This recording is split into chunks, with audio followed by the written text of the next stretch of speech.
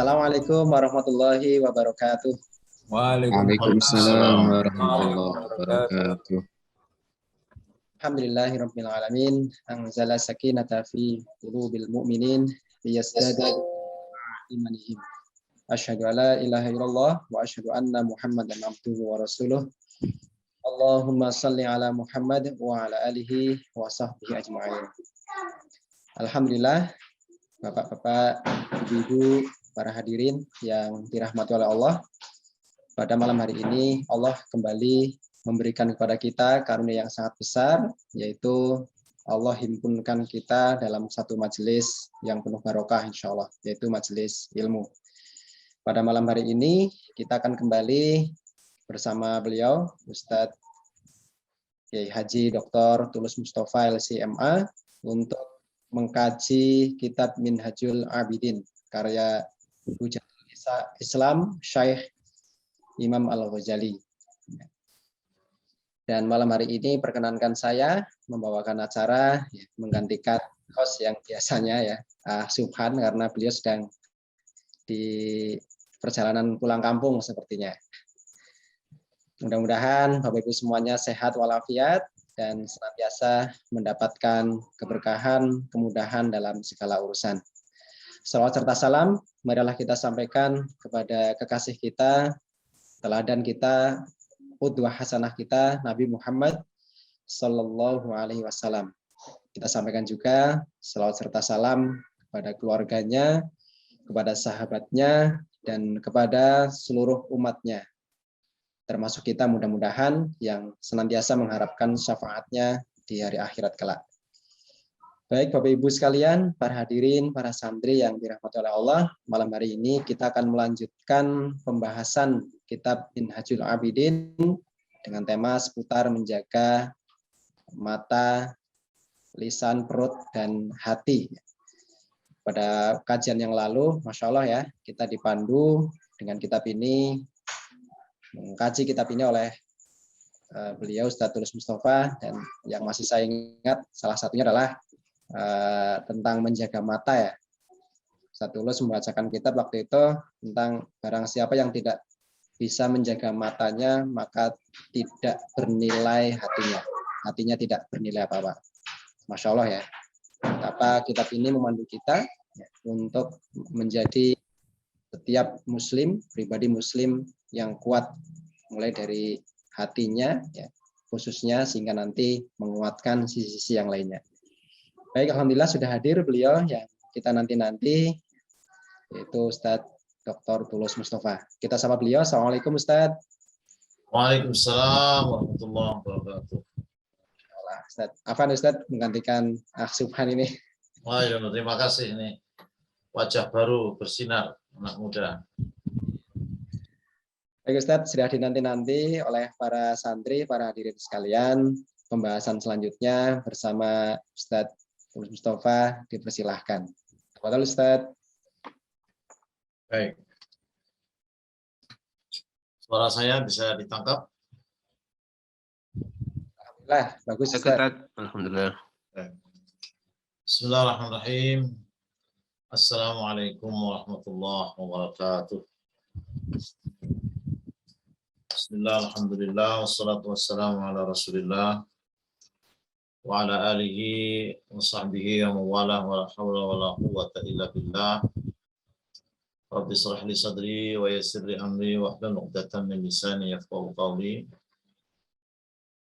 Subhanaka la ilma lana illa ma 'allamtana innaka antal alimul hakim. Wa tub 'alaina innaka antat tawwabur rahim. Allahumma 'allimna bima yanfa'una wanfa'na bima 'allamtana warzuqna ilma. Bapak-bapak, ibu-ibu sekalian, tidak henti-hentinya kita memanjatkan puja dan puji syukur kita kehadirat Allah Subhanahu wa taala yang atas karunia-Nya Allah mempertemukan kembali pada malam hari ini melalui layar Zoom untuk bersama-sama mengkaji kitab Minhajul Abidin karangan Hujatul Islam Abi Hamid Al-Ghazali yang sudah berjalan alhamdulillah sekian lama Tadi sudah disampaikan oleh Mas Sujono pada pertemuan yang lalu. Kita telah berbicara tentang bagaimana memandu ya, anggota badan kita, diawali dengan mata, kemudian lidah, dan perut.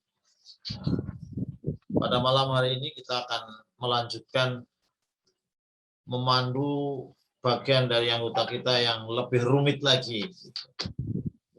Mudah-mudahan dengan kajian kita ini, hati ya, yang kita bahas tentang hati kita menjadi lebih baik, yang tentunya akan berpengaruh kepada anggota-anggota badan yang lain. Untuk yang membuka kitab, yang mendownload kitab, ada di halaman 187. Mudah-mudahan Mas Sujono bisa menayangkan juga, kalau memungkinkan. Bismillahirrahmanirrahim. Qala al-muallif rahimahullah wa nafa'ana bihi wa bi'ulumihi fid dharain amin. Warabi' al-qalbu. Jadi anggota yang keempat ini adalah hati. Jadi kalau secara bahasa itu hati itu sebetulnya qalbu ya. Al-qalbu itu sebenarnya jantung secara anatomis. Tapi tentu yang kita bicarakan bukan qalbu dalam arti anatomis, tapi sering dikatakan qalbun itu jismun rohaniyun. Tubuh tapi tubuh rohani. Walaupun nanti fungsinya sama dengan qalbun anatomis ya, yang menentukan sehatnya keberlangsungan manusia itu ya qalbun jantung itu. Wa amal qalbu fahasbuka anau aslul kul. Adapun hati, cukuplah bagi Anda bahwa hati itu adalah aslul kul, pokok dari keseluruhan. Seluruhnya itu berpangkal pada hati. In afsadtahu fasadal kul. Kalau kau rusak hati itu, maka semua akan rusak. Wa in aslahtahu saluhal kul. Jika kau perbaiki hati itu, hatimu ya, maka hati kita, maka semua akan menjadi baik. Kemudian beliau membuat ilustrasi tentang hati ini. Idh huwa syajara. Ibaratnya hati itu bagaikan pohon. Pohon. Kalau ada pohon, ya, berarti ada cabang-cabang, ada ranting-ranting ya. Hati itu pohon, batang pohon. Wasairul a'dha aghsan. Nah, tubuh-tubuh yang lain itu digambarkan itu ranting-rantingnya. Ranting-ranting, cabang-cabang ranting-rantingnya. Wa minas syajarati tashrabul aghsan. Jadi dari pohon, dari batang pohon, maka ranting-ranting itu akan meminum. Nah, ini bahasanya minum ya. Artinya mengambil saripati-saripati yang ada di pohon, ya. Cabang ranting itu mengambil dari pohon. Wa tasluhu wa tafsudu. Ranting-ranting itu akan bagus dan juga akan rusak, tergantung bagaimana pohonnya itu. Kalau pohonnya kering, ya yang diambil, yang diserap dari ranting-ranting sedikit, akhirnya ranting-ranting itu menjadi rusak. Kalau pohonnya segar, nah, maka ranting-ranting ikut segar. Itu satu ya. Jadi hati digambarkan sebagai pohon. Kemudian yang kedua ini wa annahul malik. Dan hati itu bagaikan raja. Raja. Penguasa lah gitu ya. Kalau dulu masa kerajaan ya raja. Sekarang bisa presiden, bisa raja, bisa amir, bisa dan seterusnya. Nah, wasairul a'dha taba'un wa arkan. Jadi anggota-anggota yang lain itu anggota kerajaan, ya kan, menteri-menteri sampai ke rakyat-rakyat itu tabaun, ngikut aja. Wa arkanun dan tiang-tiang. Jadi semua mengikut kepada raja. Wa idza salahal maliku salahatir ra'iyatu. Nah, ini yang terjun di politik ini penting ini. Idza salahal maliku salahatir ra'iyatu. Ya. Termasuk pentingnya memilih pemimpin ya. Jadi kalau rajanya baik, kalau raja biasanya nggak dipilih ya. Tapi ini dari aspek kebaikannya.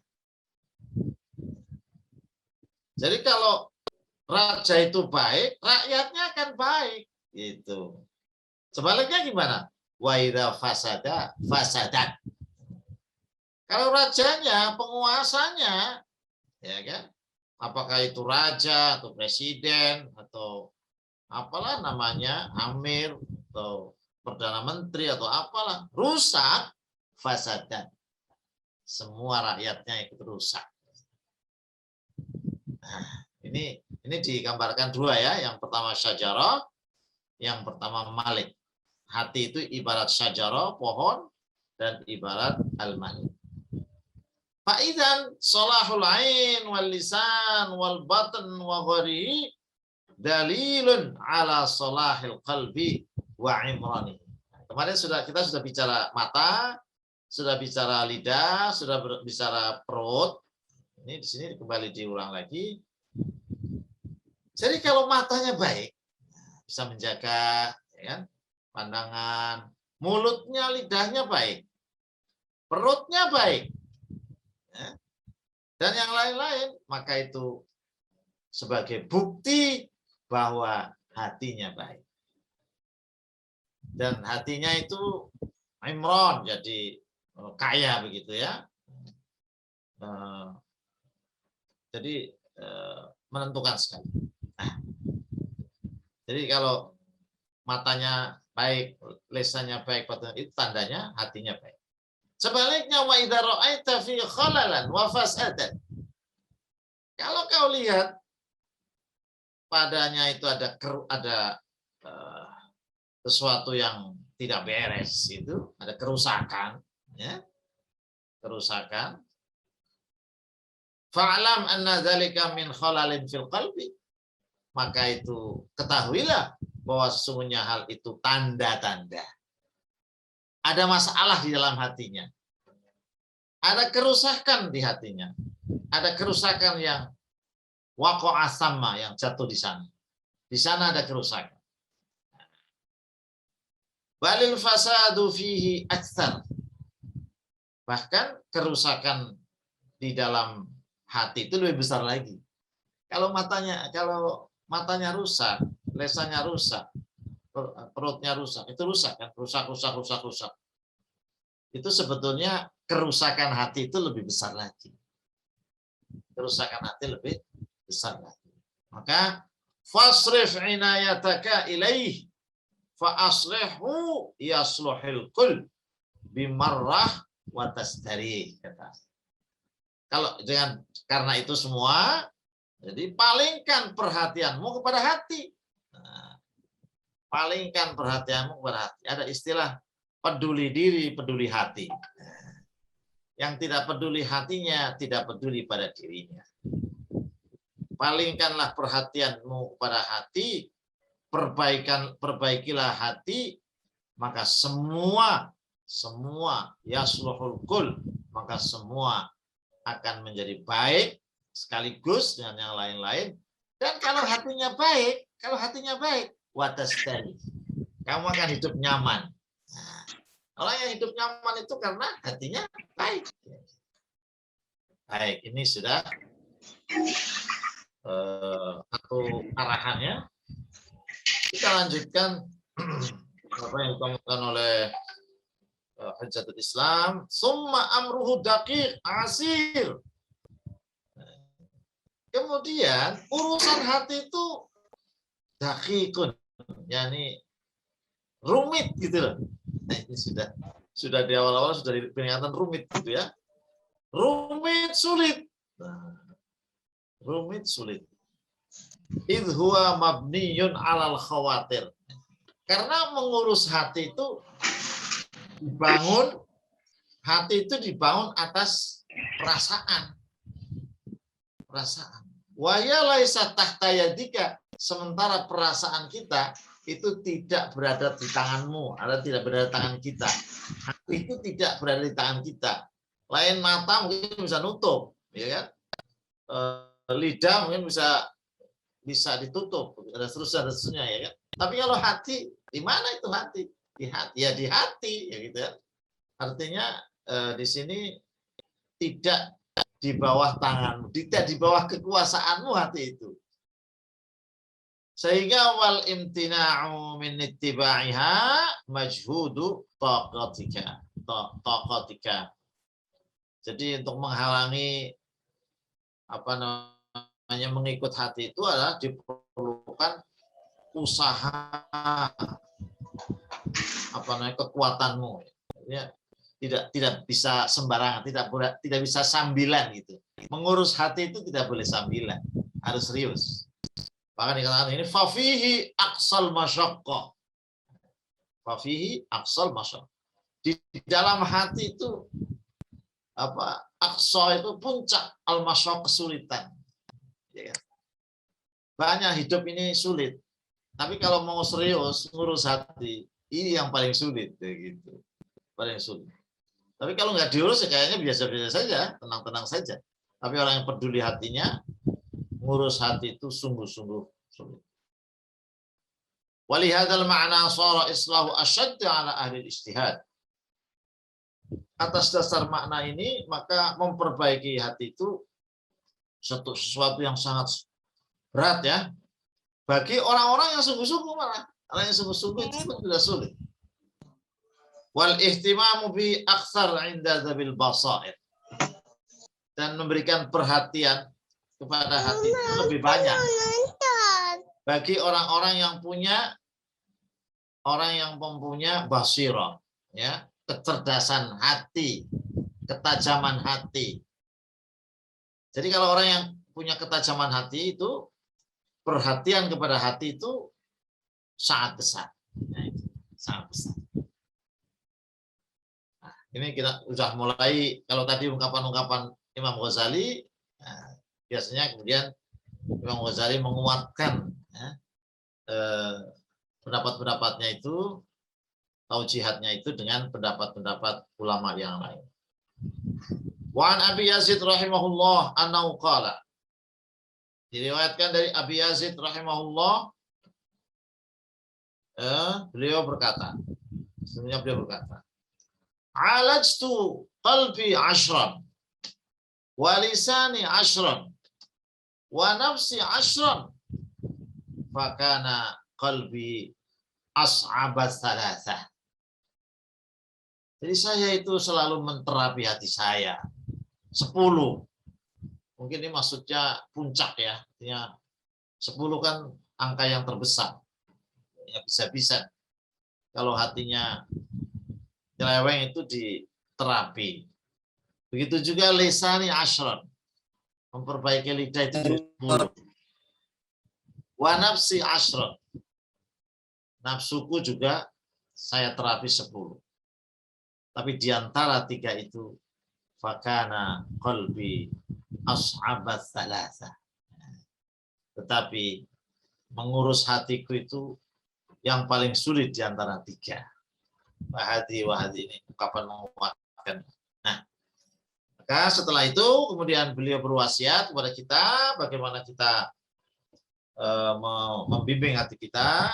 Summa 'alaika bil ihtimam bil khisalil arba' alladzi dzakarnaha. Nah, urusan hati ini hendaklah kamu memberi perhatian kepada al khisalil arba', ihtimam bil khisalil arba'. Memberikan perhatian kepada 4 hal alladzi dzakarna yang sudah disebutkan. Sebetulnya ini kan sebetulnya semacam review yang sudah dijelaskan sebelumnya panjang lebar sebetulnya. tentang mata, tentang lisan, tentang perut, tentang hati, ini sudah dibahas sebelum-sebelumnya. Ini diulang lagi sekilas begitu. Nah, jadi kalau urusan hati itu kita diberi wasiat atau arahan taujih dari Imam Ghazali ini terkait dengan hati, ada yang prioritas untuk diberi perhatian, yaitu minal amali, amal, yaitu apa namanya, angan-angan. Kalau panjang angan-angan. Yang kedua, al-ajalah fil umur, tergesa-gesa dalam banyak urusan. Kemudian yang ketiga, wal hasad itu dengki, wal kibri, dan sombong. 4 hal yang oleh Imam Ghazali supaya kita memberikan prioritas. Kenapa Imam Ghazali memberikan prioritas 4 hal itu? Wa innama khassasna hadhil arba'ah min baini sa'iril khisal fi hadzal mawdi' wa khaddadna 'ala al-ihtiras minha. Jadi kenapa kami mengkhususkan, menspesialkan 4 hal ini? Padahal kan banyak juga hal-hal yang perlu diperhatikan terkait dengan hati selain 4 ini. Tapi di sini beliau menekankan 4 hal ini supaya dihindari 4 hal ini, berarti negatif, hal yang negatif ini. Kenapa? Ini alasannya li'annaha 'ilalul qurra khassatan. Ngeri ini. Ternyata 4 hal ini adalah penyakit, ini kalau arti letterleknya para qari ya, pembaca. Tapi ini masuk di sini ini para ahli ilmu, para ulama. Jadi yang kena penyakit terkait 4 hal ini tidak orang-orang biasa. Itu sering menjadi penyakit para ulama. Ngeri dia. Ngeri ya sekalian. Idhiya ta'tari sa'iran nas umuman wal qurra khususan. Jadi 4 hal ini sering menimpa kepada orang pada umumnya, manusia pada umumnya secara umumnya pada kena-kena. Tapi khususnya para qurra, itu para orang alim, para ulama gitu, malah kena gitu ya. Oke. Terus lembaran selanjutnya, fatakunu akbah wa asna. Jadi kalau penyakit 4 itu menimpa kepada orang kebanyakan, itu kan jelek ya. Tapi kalau mengena kepada para ulama, para ahli ilmu, orang yang berilmu, itu akan lebih jelek ya. Lebih sangat tidak baik lah begitu. Tara ar-rajul al-qari yutawwilul amal wa ya'udduhu niyyata khair fa yuqi'uhu fil kasali wat tawani fil amal. Kau bisa lihat ada rajulul qari, qari'ul Quran, orang alim, ustadz, kiai, ya kan? Ulama dan seterusnya begitu. Tapi orang itu yutawwilul amal. Angan-angannya itu panjang itu. Panjang angan-angannya maksudnya ya mimpi-mimpi hal-hal yang mestinya tidak harus dilakukan.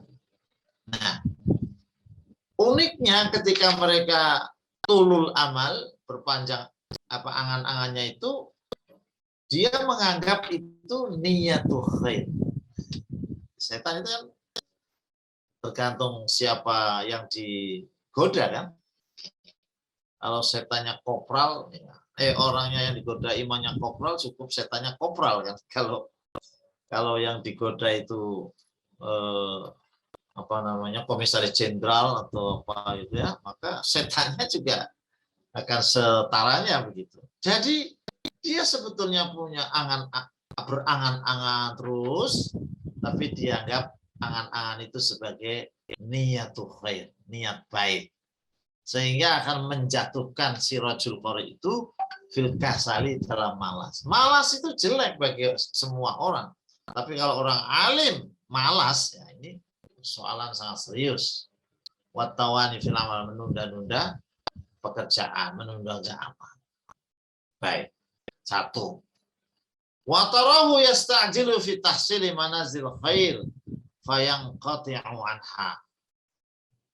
Kau lihat juga orang yang tadi rajul qari itu di dalam menghasilkan berbagai macam tingkat kebaikan terus dilakukan, tiba-tiba berhenti. Kemudian aufi ijabati du'ain saleh fayuhramu dzalika. Atau dia mengamini lah. Ada orang soleh berdoa, dia mengamini, ternyata dia terhalang dari doa itu. Aufi du'a ala ahadin bisu. Atau malah dia berdoa kepada seorang dengan doa yang jelek, maka akhirnya dia menyesal karena itu. Kama dzukira an Nuhin alaihissalam. Sebagaimana yang disebutkan tentang kisah Nabi Nuh alaihissalam. Watarahu, ini tadi kan tulul amal ya, tulul amal. Kemudian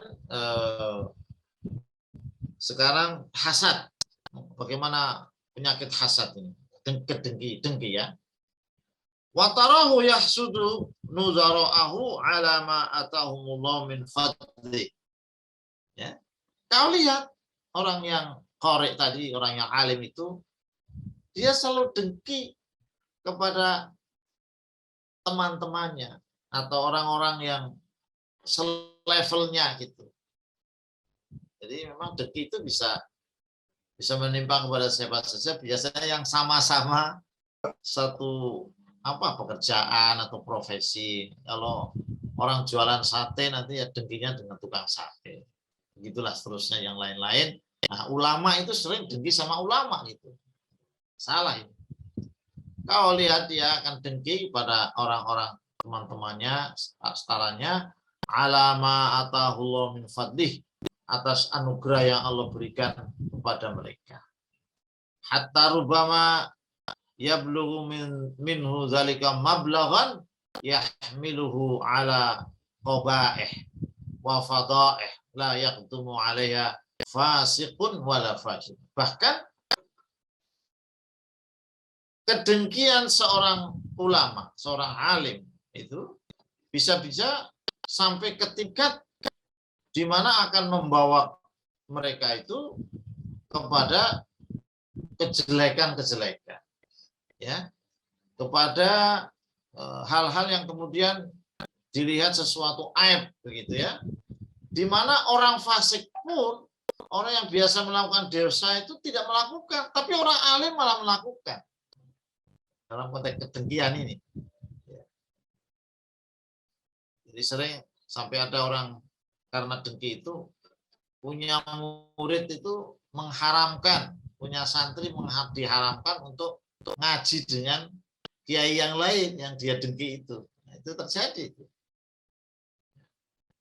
Walihadzal makna qala Sufyan Tsauri, dan karena makna ini maka Sufyan Tsauri pernah berkata, ma akhafu ala dami illa minal qurra wal ulama.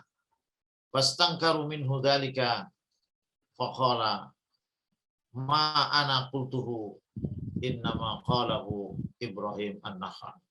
Jadi Sufyan Tsauri mengatakan yang paling saya takuti adalah, yang saya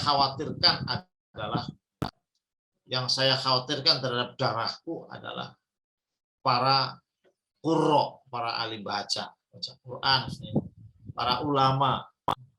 Ya.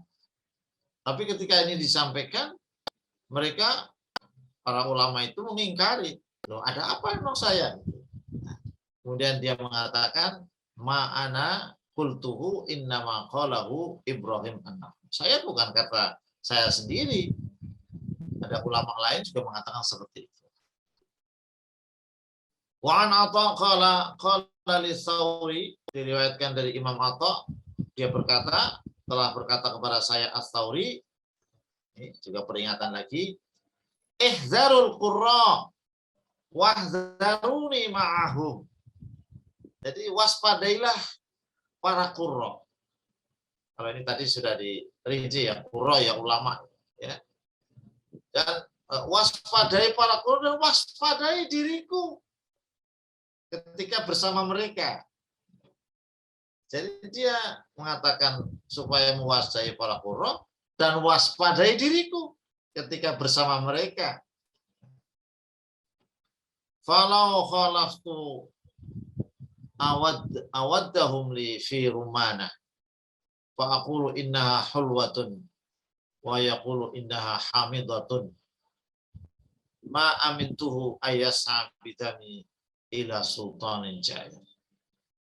Jadi saya tidak pernah menyalai mereka, ya, menyalai kecintaan kepada mereka kepada saya di dalam rumana ini delima. Kemudian saya mengatakan ketika salah seorang mereka menyebutkan rumana di delima itu, saya mengatakan innaha hulwatun. Ya, namanya delima itu manis, ya, manis. Tapi orang lain ya mungkin ya karena dengki itu dia nggak mau bilang manis, dia mengatakan innaha hamidah, dia itu asam. Nah, dia itu asam. Jadi ma amintuhu ayyasabi dami ila sultanin jaid. Jadi saya tidak pernah merasa aman terhadap perjalanan darahku kepada pemerintah atau penguasa yang zalim. Jadi yang paling dikhawatirkan kalau ulama itu sudah dekat dengan sultanin jair, penguasa yang zalim itu, nanti keilmuannya itu sudah hilang. An Malik bin Dinar an-Nauqal, diriwayatkan dari Malik bin Dinar, sesungguhnya dia berkata, inni aqbalu syahadatal qurra ala jamil khalq wala aqbalu syahadata ba'dim ala ba'd li'anni wajadhum hussadan. Jadi dia pendapat, saya menerima kesaksian para ulama, umpamanya siapa sajalah, saksi pernikahan, saksi di pengadilan, begitu. Saya terima itu kesaksian para qurra kepada semua makhluk. Ketika seorang qurra menjadi saksi kepada makhluk pada umumnya, manusia pada umumnya, saya terima. Tapi saya tidak menerima.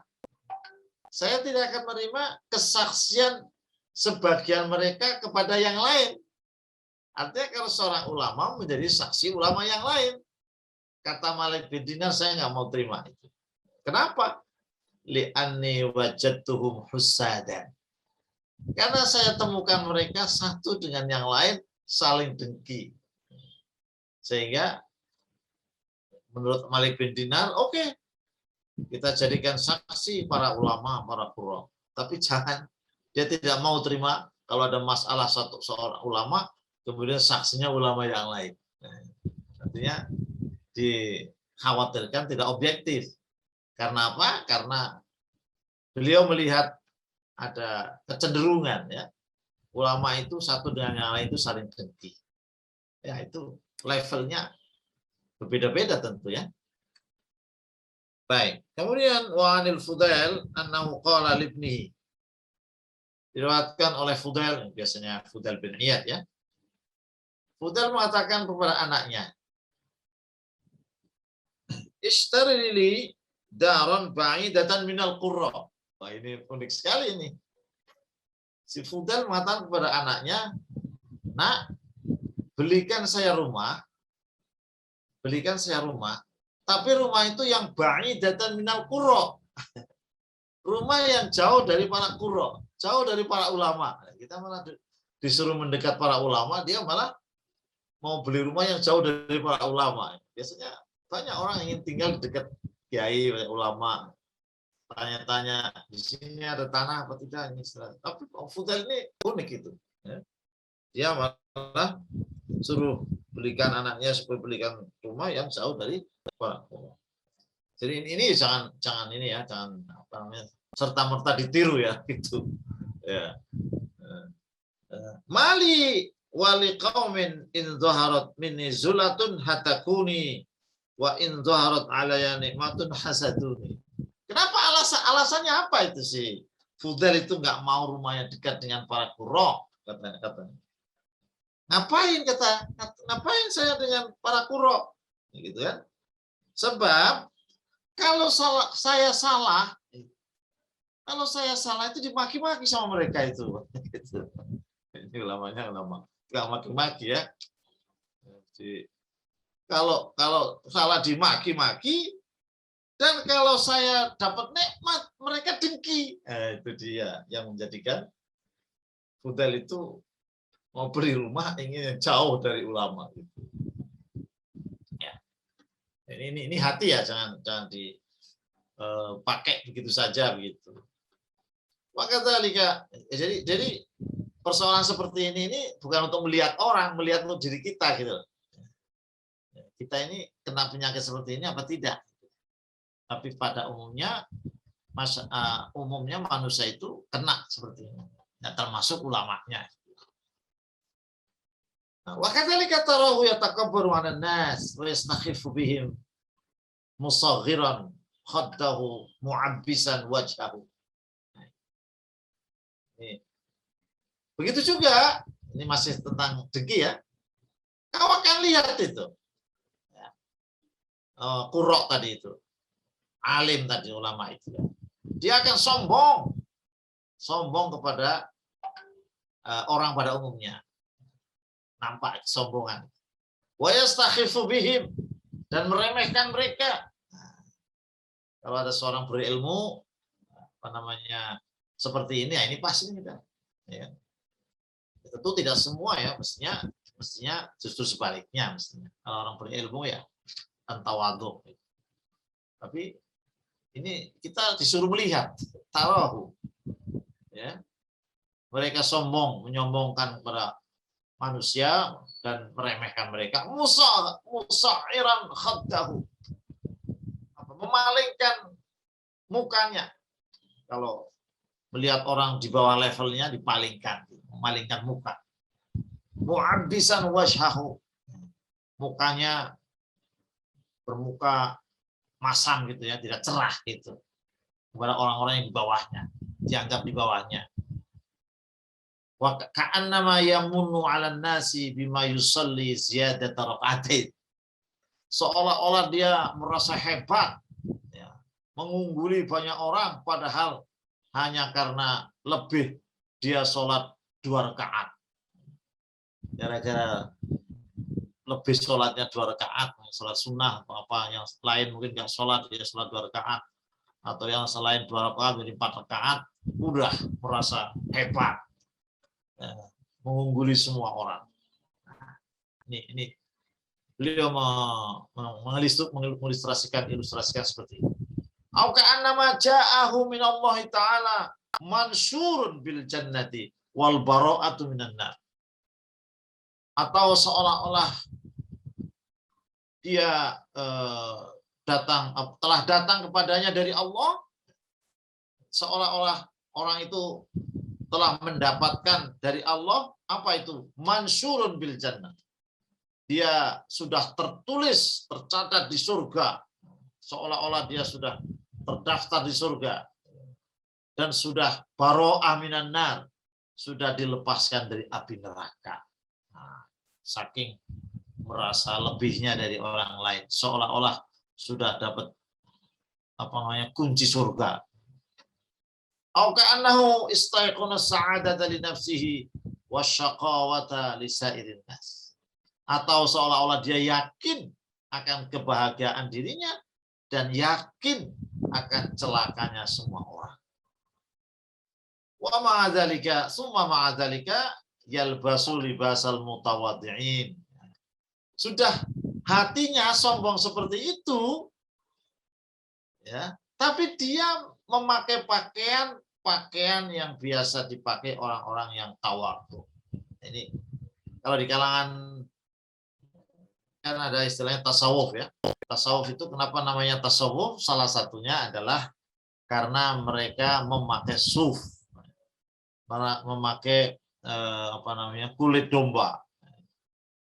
Jadi sudah sombong seperti itu, tampilannya seolah-olah orang tawadhu, pakaiannya lusuh dan seterusnya lah, menggunakan pakaian dari bulu domba dan yang lain-lain. Mereka wayatamawat.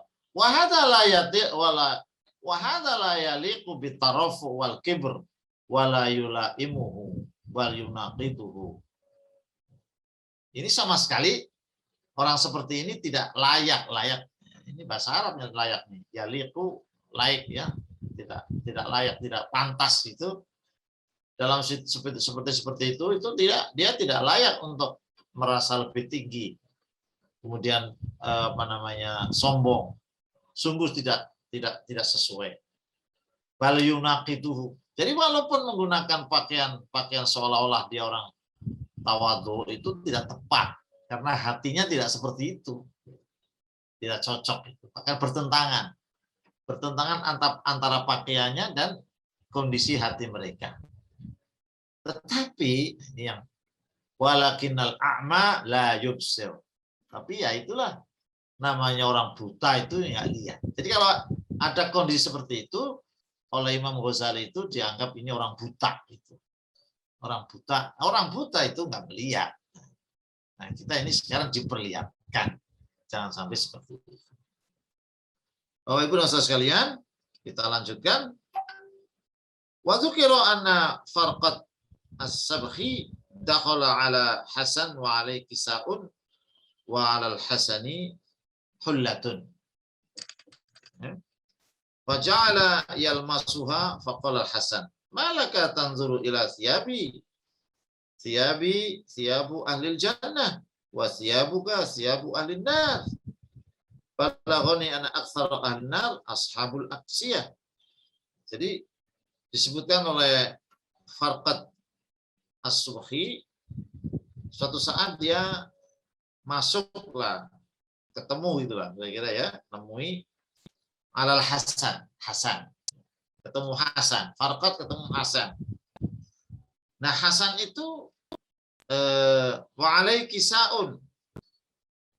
Dia memakai pakaian, ada pakaian gitulah. Pada Hasan ada pakaian. Wa alal Hasani hullatun. Wa alal Hasani hullatun. Oh, ini ya. Farqatnya ini ya. Ta'ala alal Hasan wa alaihi kisa'un. Si Farqat ini ada pakaian dan Hasan itu ada hiasan. Faja'ala yalmasuha. Nah, kemudian si Farqat itu, As-Subhi itu memegang-megang pakaiannya. Faqala pakaian Hasan itu ya, yang menggunakan hiasan gitu. Kemudian Hasan mengatakan, malaka tanzuru ila thiyabi. Kenapa kau melihat pakaian saya? Thiyabu ahli jannah. Pakaianku itu pakaian dari surga loh. Yang membanggakan diri. Pakaiannya itu pakaian dari surga. Wa thiyabuka thiyabu ahli nar. Sementara pakaianmu adalah pakaian ahli neraka. Telah sampai berita kepada saya bahwa kebanyakan ahli neraka itu aksabul aksiyah. Orang yang banyak pakaian. Maksudnya seperti kami itu. Summa qala Hasan. Kemudian Hasan mengomentari ja'alu zuhda fi thiyabihim wal kibru ya. Karena zuhda wal kibra fi sudurihim.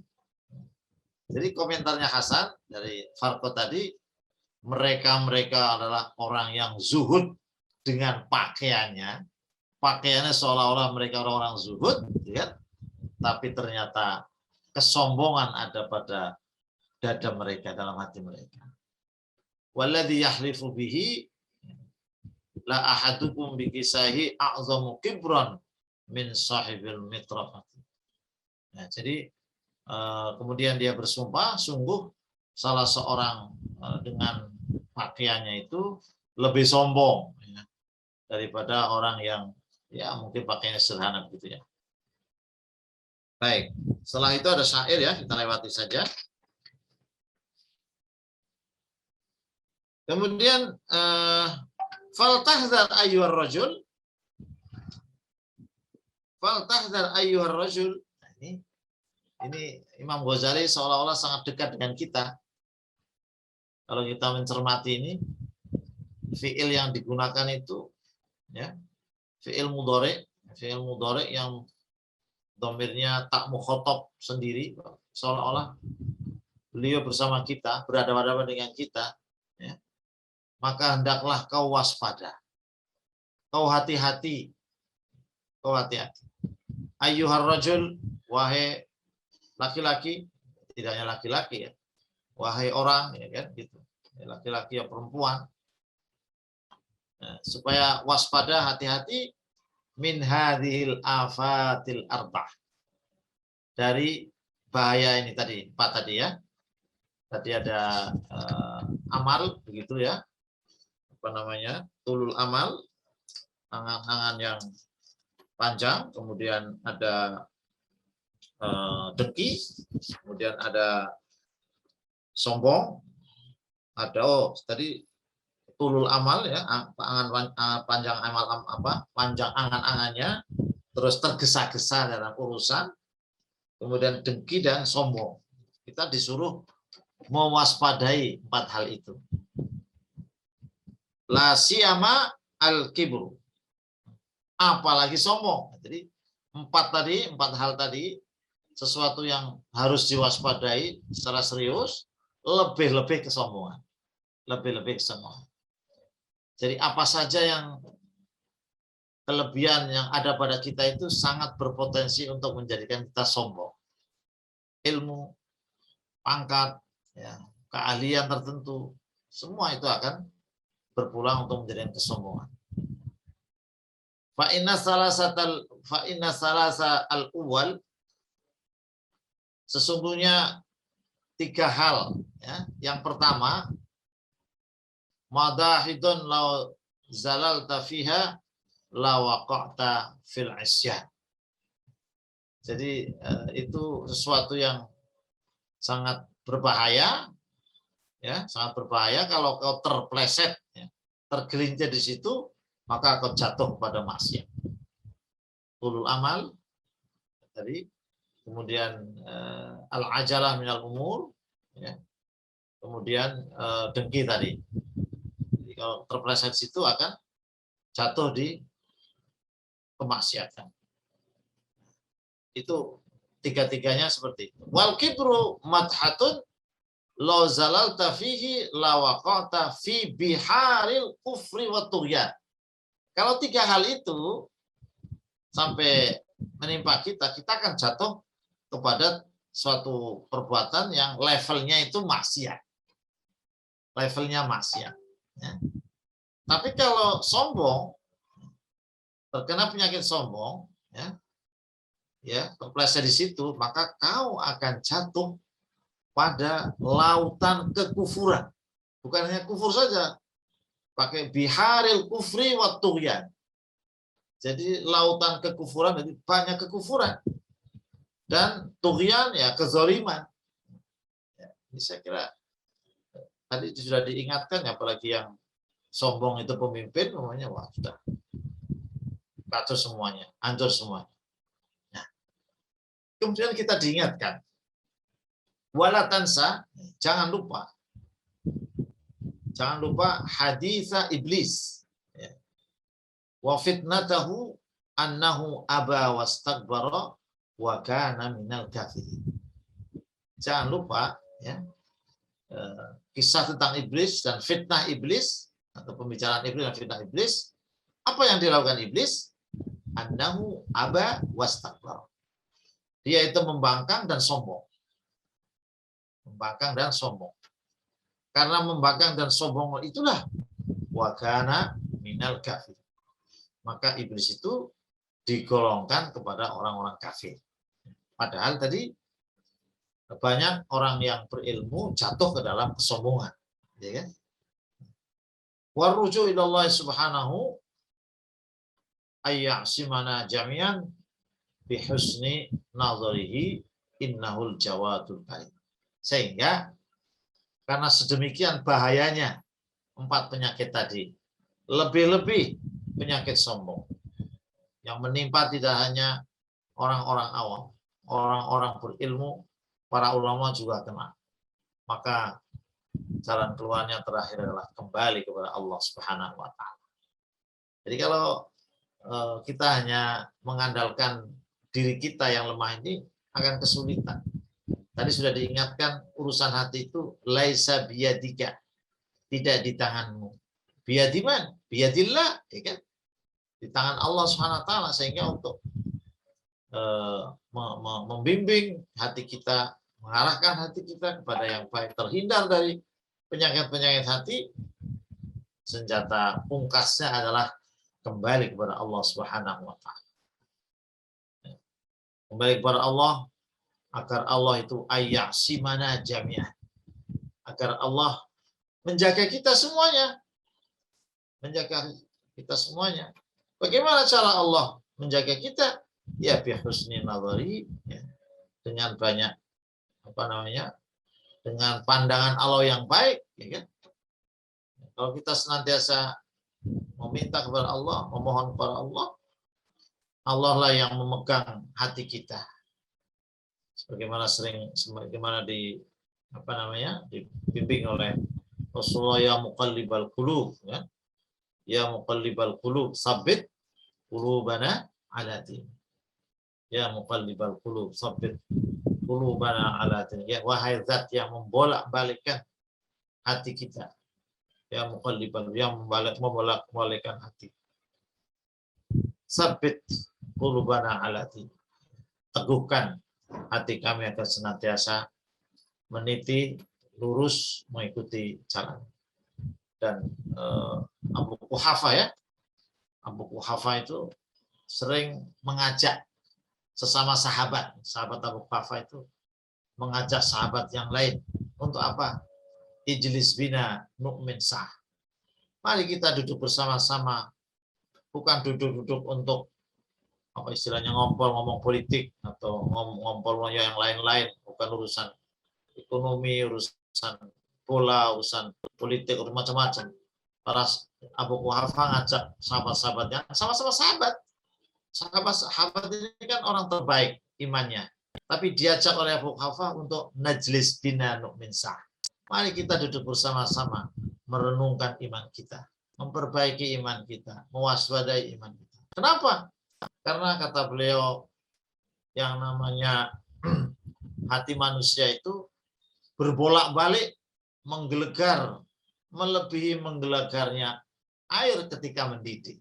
Air ketika mendidih begitu menggelegarnya. Semakin banyak air, bolak-baliknya itu sedemikian rupa.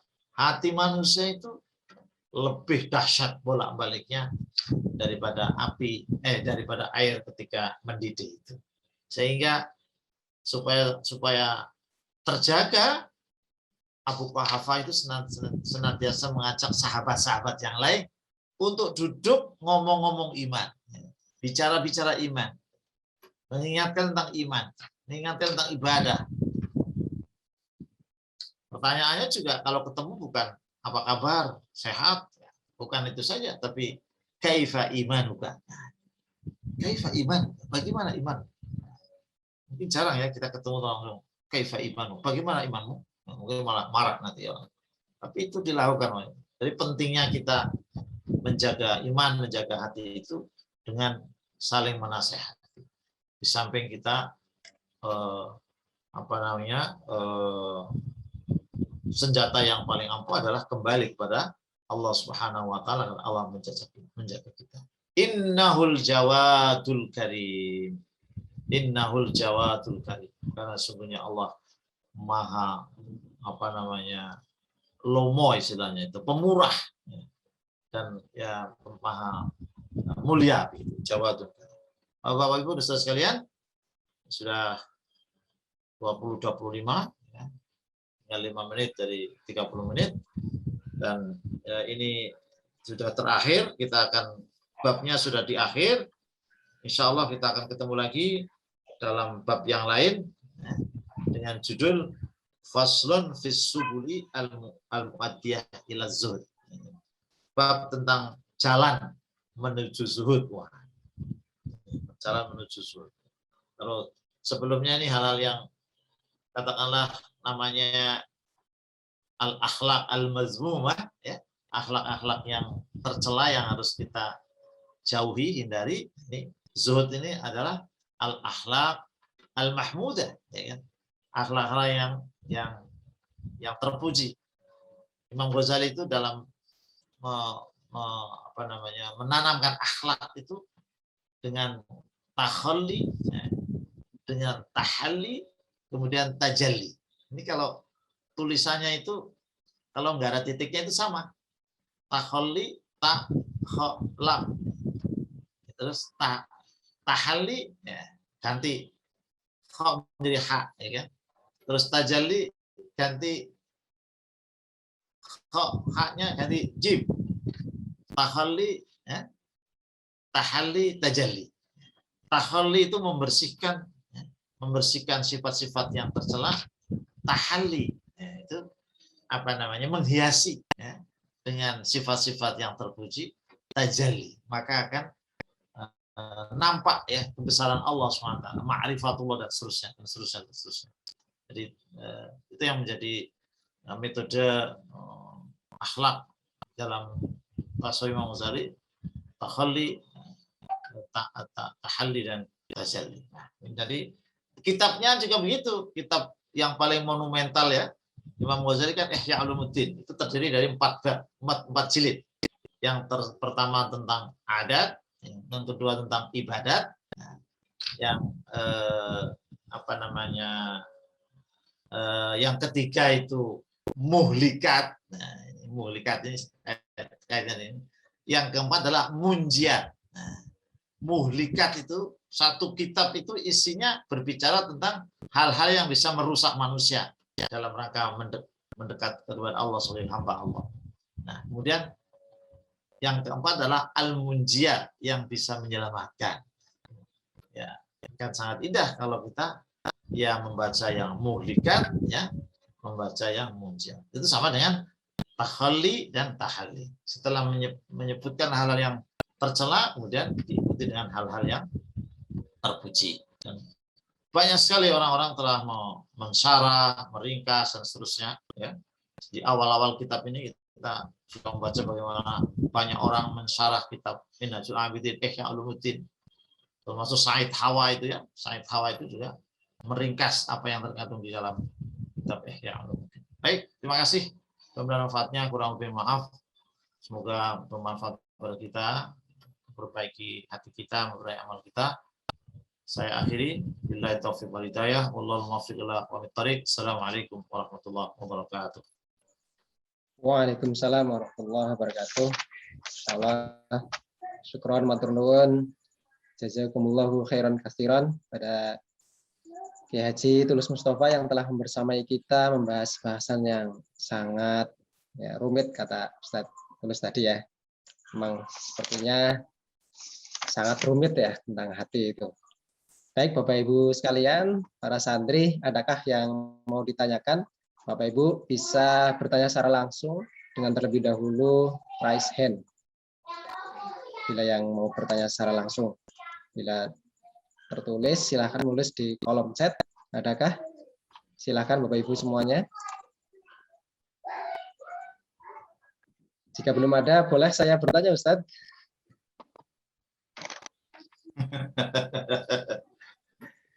Silakan.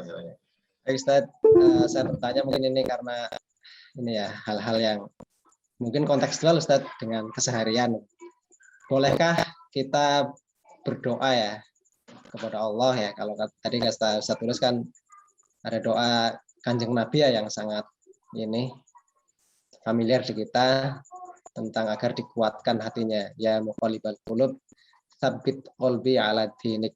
Boleh nggak Ustadz ketika doa itu sedikit kita ubah, ya, di tengah situasi kita sedang mulai tumbuh rasa cinta terhadap entitas kebaikan, apakah itu berupa komunitas, ormas ya, misalkan mungkin Muhammadiyah, Nahdlatul Ulama atau Tarbiyah ya. Di tengah ada isu-isu miring tentang entitas kebaikan kita, dan kita terguncang Ustadz karena ada label-label tertentu terhadap entitas, sehingga kita sempat terguncang dan kita berdoa misalkan ya muqallibal qulub tsabbit qalbi ala jamaatil Muhammadiyah misalkan. Boleh nggak Ustadz? Karena saking cintanya kita terhadap entitas ini misalkan. Atau entitas yang lainnya misalkan. Boleh nggak Ustadz? Ya, saya kira kalau urusan doa itu levelnya begini. Yang terbaik doa itu dengan Al-Quran. Gitu ya. Jadi dalam Al-Quran banyak ya. Ada Rabbi shrah li sadri wa yassir li amri wahlul lisani dan macam-macam gitu ya. Terus bawahnya adalah doa dari Rasul Sallallahu Alaihi Wasallam. Sudah bagus sekali. Ya bagus isinya, ya kandungannya, ya bahasanya gitu. Nah, kemudian levelnya ya doa para ulama pengalaman spiritual sering pengalaman pribadi munculkan doa, gitu ya, yang doa. Jadi kalau melihat levelnya begitu, ya, itu apa namanya? Doa yang sudah diajarkan oleh Rasul itu sudah yang paling baik. Sedangkan di hati boleh silakan aja kan. Ketika yang muqallibal qulub bukan hanya masalah itu, orang yang mau nikah nggak ada pendapat itu namanya. Ini mental lagi kan. Ini sudah mau tergiring ke sana, mental lagi. Ya muqallibal qulub. Sampai qalbi ala dini, mungkin maksudnya di dalam hati ada tersendiri itu ya silakan saja itu kan masalah pribadi. Jadi kalau dari sisi level doa itu seperti itu. Wallahu a'lam bishawab. Karena memang kadang-kadang kita menentukan itu kita kan nggak tahu baiknya begitu ya. Jadi kalau Allah itu kita secara umum itu seperti ada doa yang apa namanya inni as'aluka khairu ma sa'alaka minhu nabiyyuka wa na'udzubika min syarri ma sta'adza minhu nabiyyuka gitu. Ya Allah, saya minta kepadamu dengan permintaan yang terbaik yang dilakukan oleh Rasulmu. Wah, itu pasrah Bapak. Apa yang ditanya Rasul ikut aja, idem aja begitu kan. Dan saya minta perlindungan kepadamu ya Allah dengan hal-hal yang oleh Rasul itu minta perlindungan dari itu. Wah, totalitas. Kalau doa sapu jagat kan Robbana atina ya seterusnya. Nah, jadi gitulah. Ya Allah. Terima kasih Ustaz atas jawabannya. Masya Allah dapat pencerahan Insya Allah. Baik Bapak Ibu sekalian, para santri yang dirahmati oleh Allah, alhamdulillah kita telah sampai di ujung waktu pembahasan pada kesempatan kali ini. Mudah-mudahan Allah membuka hati kita, menguatkan kita untuk terus ya, membenahi, untuk terus memperbaiki perlahan ya. Syukur cepat ya, tapi kalau enggak ya perlahan, nggak apa-apa. Yang penting selalu ke arah perbaikan melalui kajian-kajian yang malam hari ini salah satunya kita hadiri. Sekali lagi kita sampaikan terima kasih, syukron, jazakumullahu khairan katsiran kepada Kiai Haji Dr. Tulus Mustafa yang telah bersama kita, dan kepada para santri sekalian yang hadir juga, Masya Allah ya. Terima kasih atas kebersamaannya, sehingga tambah gumregah ngaji kali ini dengan kehadiran kita sekalian satu majelis. Saya selaku host dan kru yang bertugas pada malam hari ini mengucapkan permohonan maaf juga bila ada kekurangan, dan mari kita cukupkan kajian pada malam hari ini dengan membaca hamdalah dan doa kafaratul majelis. Alhamdulillahirabbil alamin. Subhanakallahumma wa bihamdika asyhadu alla ilaha illa anta astaghfiruka wa atubu ilaik. Wassalamualaikum warahmatullahi wabarakatuh. Waalaikumsalam.